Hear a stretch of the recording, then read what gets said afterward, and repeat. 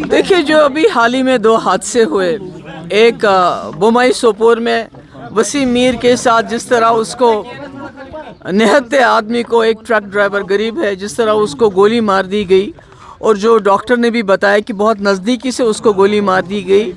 Tyre की वजह से उसको गोली नहीं लगी बल्कि स्ट्रेट उसको गोली मार दी गई। और उसके बाद कठुआ बिलावर में जैसे मक्खन दीन को पुलिस हमारी रखवाली के लिए है, उसको इतना टॉर्चर किया कि वो खुदकशी करने के लिए मजबूर हो गया।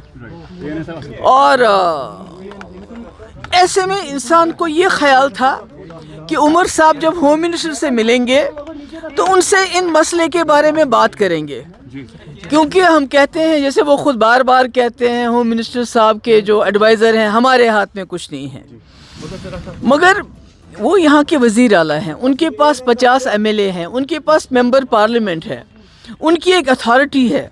अगर PDP वाले होम मिनिस्टर से पूछना चाहें तो हम नहीं पूछ सकते, पर कि उमर साहब को चीफ मिनिस्टर अगर वो गए तो उनको वहाँ होम मिनिस्टर साहब से बात करनी चाहिए थी कि अगर जम्मू कश्मीर में आप कहते हैं हालात बिल्कुल ठीक ठाक हैं, मिलिटेंसी के साथ आप मुकाबला कर लीजिए, मगर जो आम लोग हैं, जो बेगुनाह लोग हैं, उनके साथ आर्मी की तरफ से किसी आर्मी के, मैं नहीं कहती सारी आर्मी ख़राब है, मगर अगर कोई गलती करता है उसकी निशानदेही होनी चाहिए, उसको सज़ा मिलनी चाहिए। इसी तरह जो बिलावर का SHO है, उसके बारे में आम तौर से ये शिकायत है कि वो वहाँ लोगों को, नौजवानों को गिरफ्तार करके उनसे पैसे वसूल करता है, जो पैसा नहीं देता है तो उसको मिलिटेंसी के इल्ज़ाम में बंद करता है।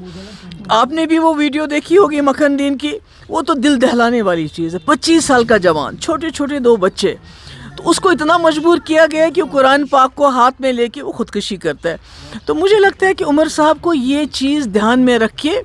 स्टेट हुड तो ठीक है, आज नहीं कल नहीं परसों स्टेट हुड तो मिल ही जाएगा, मगर ये जो जम्मू कश्मीर के लोगों ने इतनी बड़ी तादाद में वोट दिया इस सरकार को, कि सबसे पहले तो जान है तो जहान है। स्टेट हुड तब है जब इंसान ज़िंदा रहेंगे। तो मुझे ये अफसोस है कि उन्होंने ये बात नहीं की, करनी चाहिए थी। दूसरी बात मैं ये कहना चाहती हूँ कि हम अपोजिशन है, PDP अपोजिशन है, हम कोई मिलिटेंट जमात नहीं है। हमारा एक ड्यूटी है, हमारा फ़र्ज़ है और हमारा हक है, जहाँ ज़्यादती होगी वहाँ जाके लोगों के साथ खड़ा रहना। तो जिस दिन ये वाक़या हुआ उस दिन मैं सोपोर जाना चाहती थी, बोमाई, और इल्तिजा जम्मू जाना चाहती थी। बिना किसी बात के सिक्योरिटी लाइन से कोई हमें बताया नहीं गया कि आप क्यों नहीं जा सकते। तो हमारे गेट के ऊपर कंडेदार तार, बड़े बड़े पत्थर, बड़े बड़े ताले लगाए गए। मतलब ये क्या है? मैं एक चीफ मिनिस्टर रह चुकी हूँ, होम मिनिस्टर की बेटी हूँ। Iltija, she is a law abiding citizen. तो आप बिना हमें बताए, कोई वजह के बिना क्या कहे, हमारे दरवाजे को लॉक कर देते हैं, ताला लगाते हैं। यहाँ तक कि जो उसकी गाड़ी थी, उसके जो PSO उनको रोका गया, उनको बोला कि आप वहाँ नहीं जाएंगे। अगर आपने उनके PSO को खुद रोका, गाड़ी उसको भेजी नहीं, तो फिर आपने उन्हीं PSO को कैसे सस्पेंड किया? उनका कसूर क्या है? आपने तो उनको खिंबर जाने से रोका, गाड़ी को रोका, ताला लगा दिया। तो देखिए, जो SHO इन्वॉल्व है उसके खिलाफ क्या एक्शन है हमें कोई मालूम नहीं है। जो आर्मी वाला इन्वॉल्व है बोमाई किलिंग में, उसके खिलाफ क्या एक्शन हुआ हमें कोई मालूम नहीं है, उसके बारे में कोई इन्फॉर्मेशन नहीं है। मगर इल्तिजा के 2 PSO जिनका कोई कसूर नहीं है, हमीद और बशारत, जो इसलिए साथ है कि उनको इल्तिजा की प्रोटेक्शन करनी है, बल्कि इल्तिजा की जासूसी नहीं करनी है, तो उनको इसलिए सज़ा दी गई कि आप इल्तिजा की जासूसी क्यों नहीं करते हो। तो मैं समझती हूँ बहुत ही अफसोस की बात है।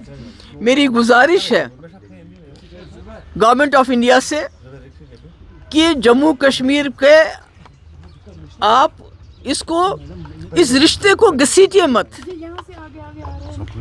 इस रिश्ते को इज्जत से अपने साथ चलाने की कोशिश कीजिए।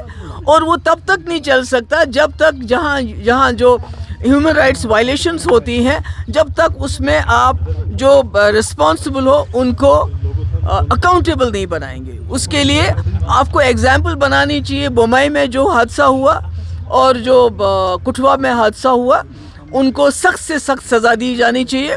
اور جو التجا کے جو پی ایس او ہے جن کو خواہ میں آپ نے سسپینڈ کیا ہے ان کا سسپینشن آرڈر ریووک کرنا چاہیے.